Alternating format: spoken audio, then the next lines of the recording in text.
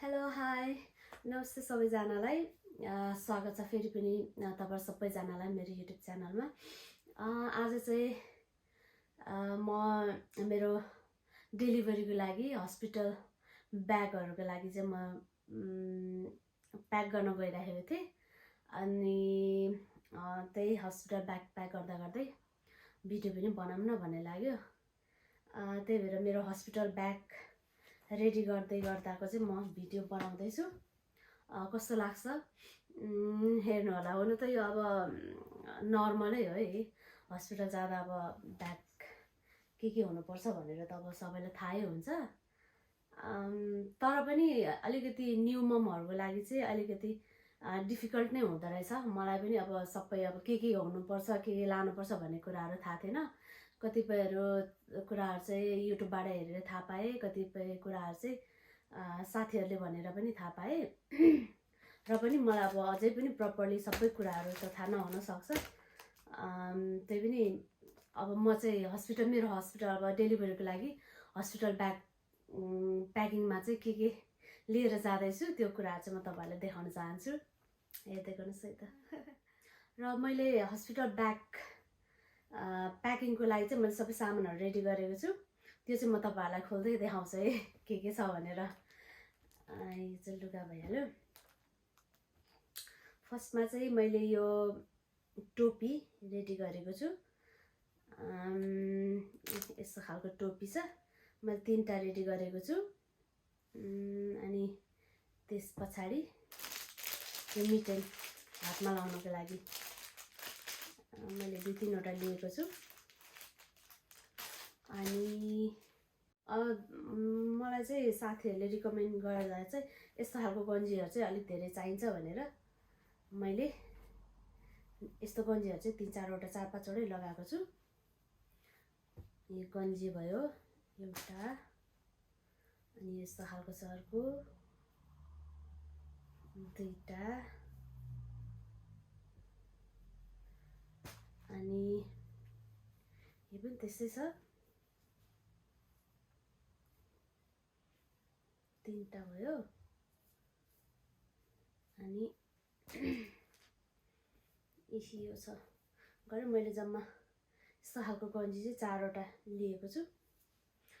2टा चाहिँ अलिक सानो साइजमा, 2टा अलिक ठुलो साइजमा लिएको छु मैले। यो चाहिँ अहिले म एकछिनमा प्याक गर्छु। यसलाई यहाँ राखिदिन्छु पछाडी।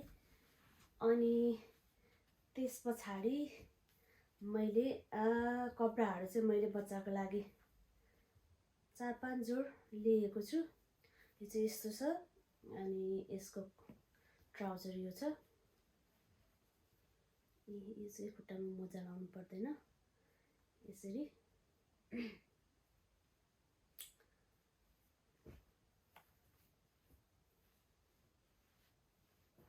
यो भयो।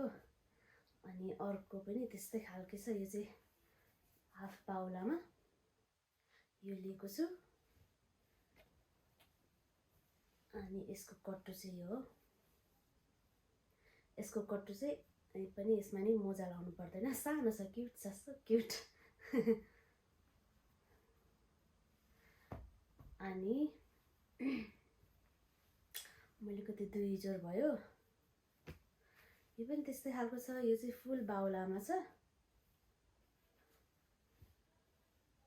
फुल बाउलामा गरेर यसको कट्टु यो भयो गरेर चाहिँ 3 जोड भयो।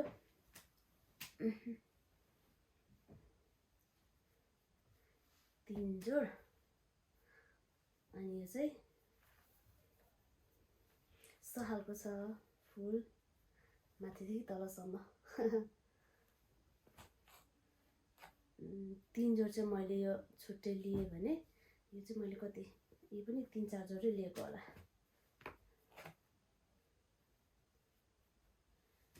एक जोड। अब यो अर्को छ, यससँग 2 जोड भयो।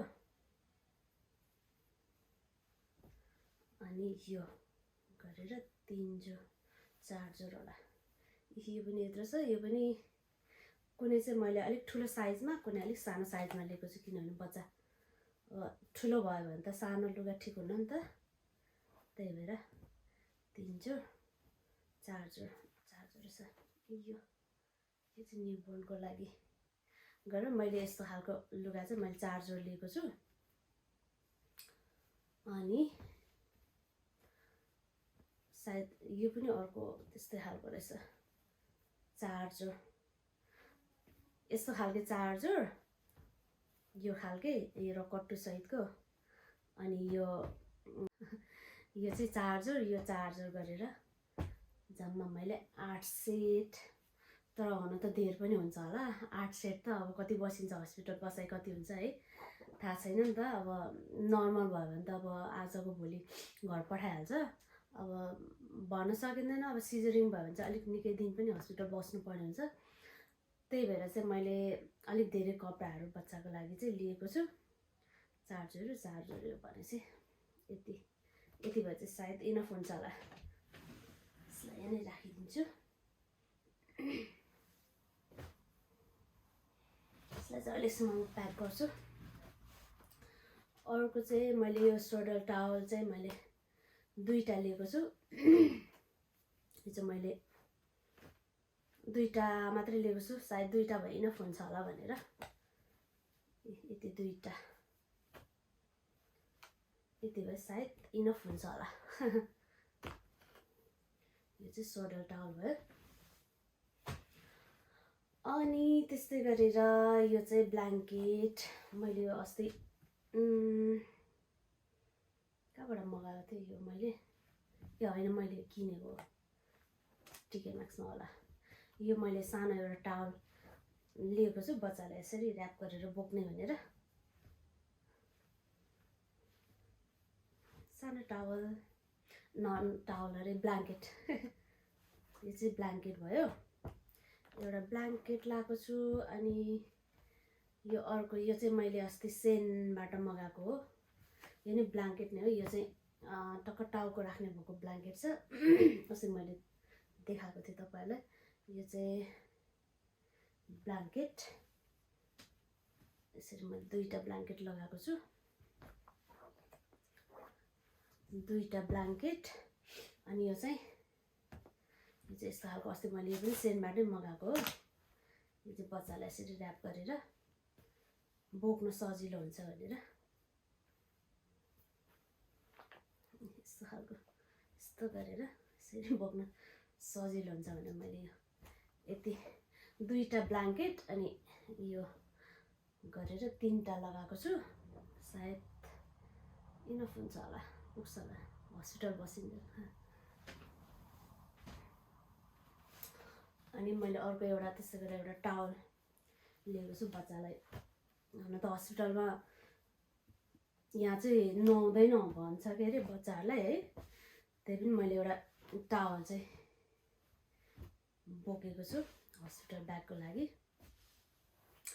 अनि यो चाहिँ ढाकाको पछ्यौरा हो अब नेपालमा त थुप्रै पाउँछ के अरे है यहाँ चाहिँ पाउँदैन नि त त्यही भएर मैले एकजना दिदीकोबाट टिकटकबाट मगाएको यो चाहिँ एकदम ठुलो छ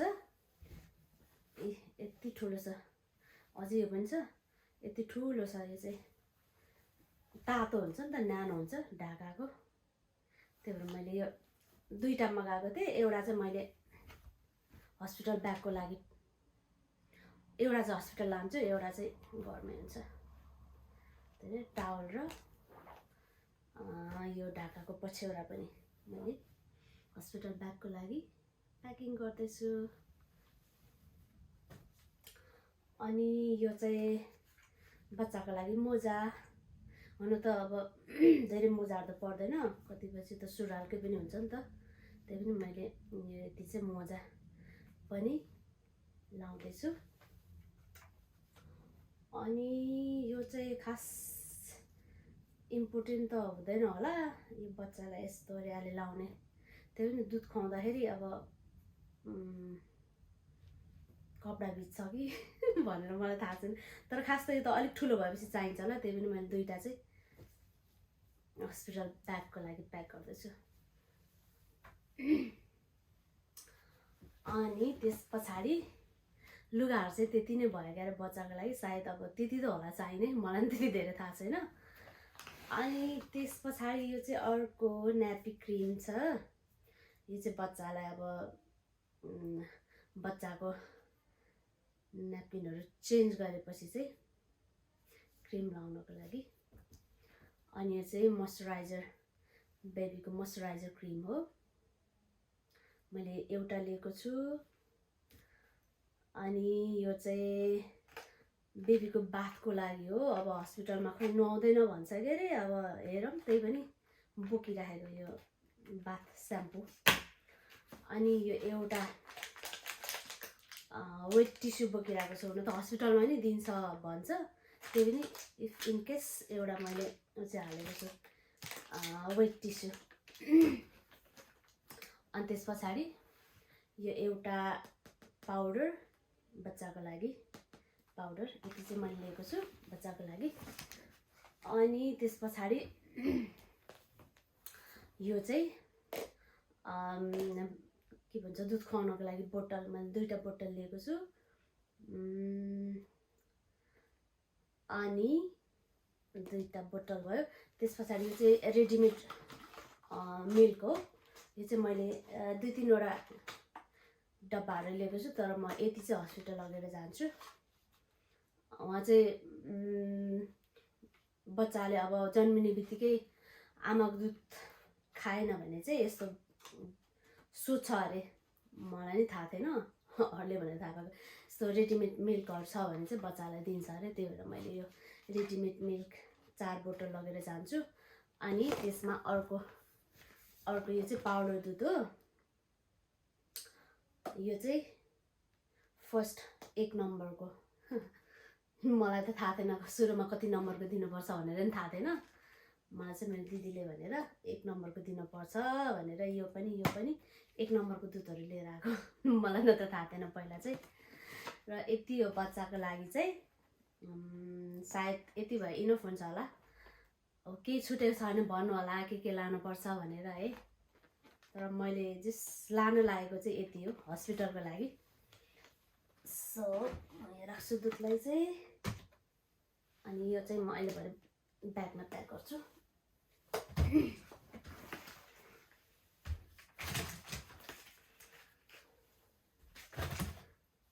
अनि यो चाहिँ मैले बच्चाको प्याम्पस, यो चाहिँ 1 नम्बरको हो। अनि यो चाहिँ 2 नम्बरको मैले अलरेडी यहाँ काटिसकेको छु। मैले काटेर पुरै लादिनँ, आधा मात्रै गरेर ब्यागमा प्याक गरेर लान्छु भनेर मैले चाहिँ काटिसकेको थिएँ।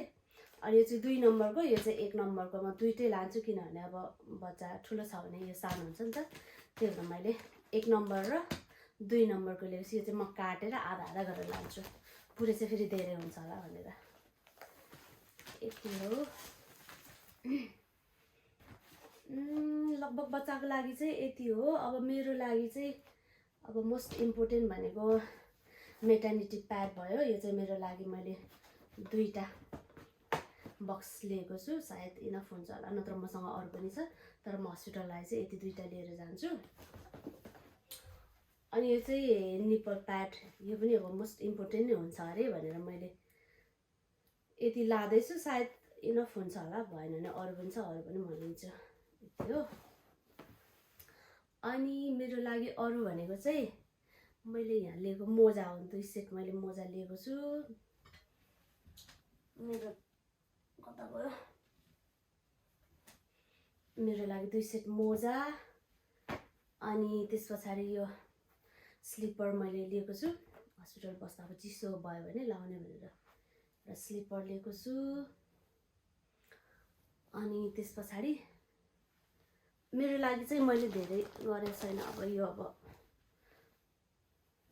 नोस्ट्रिङ के भन्छ, यो यस्तो खालको ब्रा मैले 2टा लिएको छु। यो चाहिँ अब बच्चालाई दुध खुवाउन सजिलो हुँदो रहेछ, यस्तोबाट खोल्न मिल्छ नि त यसरी। त्यही भएर मैले यो 2टा लिएको छु मेरो लागि। अनि यो त अन्डरवेयरहरू भइहाल्यो। अनि यो मैले गाउनहरू लिएको छु। यो चाहिँ मैले अमेजनबाट मगाएको, कस्तो हेभी छ। यो मैले एउटा गाउन लिएको छु मेरो लागि, तर मैले अरू पनि गाउनहरू चाहिँ मगाएको छु, अरू चाहिँ आइपुगेको छैन। जस्ट यति चाहिँ अहिलेको लागि म प्याक गरेर राख्छु। यो गाउन भयो, अनि यो पनि एउटा अर्को गाउन मैले लिएको छु। त्यही गरी यो चाहिँ मेरो लागि भयो, मेरो लागि चाहिँ धेरै छैन। अनि यो चाहिँ के भन्छ,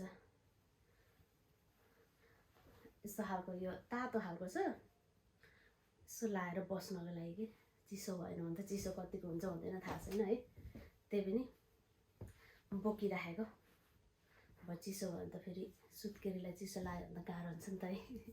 त्यही भएर मैले यति बोकेको छु। अरू गाउनहरू चाहिँ मैले अझै मगाएको छु मेरो लागि चाहिँ, त्यो आइपुगेको छैन। आइपुगेपछि म त्यसलाई नै रेडी गरेर प्याक गर्छु। र यति हो गाइस, मैले हस्पिटलको लागि ब्याग प्याक गरेको चाहिँ। अब के लानुपर्छ अझै पनि सायद अब छुटेको हुनसक्छ है, तर मैले अब जानेको बुझेको सुनेर अरूको देखेर युट्युबमा हेरेर गरे अनुसार चाहिँ यति हो मैले बुझेको चाहिँ। अब सायद नपुग्नै सक्छ, अब कतिपय कुराहरू धेरै हुन नि सक्छ। त्यो त भन्न सकिँदैन होइन। त्यति हो गाइस। अब म यिनीहरूलाई चाहिँ ब्यागमा लाएर प्याक गर्छु, त्यति नै। र मेरो चाहिँ आज चाहिँ कति 37 and 2 days भनेपछि मेरो 38 weeks रनिङ भइरहेको छ। अब चाहिँ अब मेबी अब भन्न सकिँदैन कहिले हुन्छ के हुन्छ। अब डेटभन्दा छिटै पनि हुनसक्छ, डेटभन्दा अब अलिक ढिलो पनि हुनसक्छ, तर मेरो चाहिँ अलिक छिटै हुन्छ होला जस्तो लाग्छ।